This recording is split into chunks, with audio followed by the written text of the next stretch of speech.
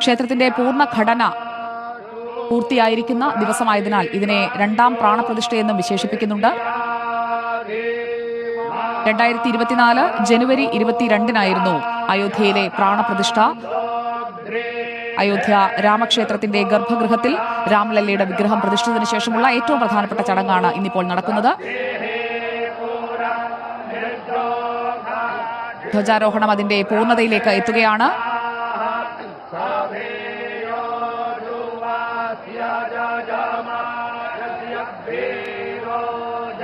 നമ്മളിപ്പോൾ കാണുന്ന പതാക 22 അടി നീളമുള്ള 11 അടി വീതിയുള്ള പതാകയാണ് ഇപ്പോൾ അയോധ്യ രാമക്ഷേത്രത്തിൽ സ്ഥാപിച്ചിരിക്കുന്നത്.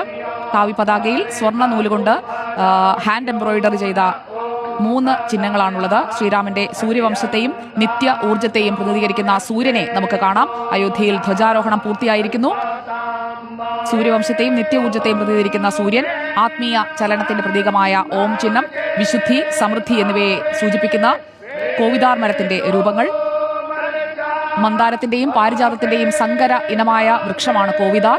ആ കോവിദാർ മരം അത് സസ്യജാലങ്ങളുടെ സമൃദ്ധിയെ സൂചിപ്പിക്കുന്നതാണ്. ആ ചിഹ്നവും അയോധ്യയിലെ രാമക്ഷേത്രത്തിലെ ധ്വജത്തിൽ അടയാളപ്പെടുത്തിയിരിക്കുകയാണ്. ധ്വജാരോഹണ ചടങ്ങ് പൂർത്തിയാവുകയാണ്.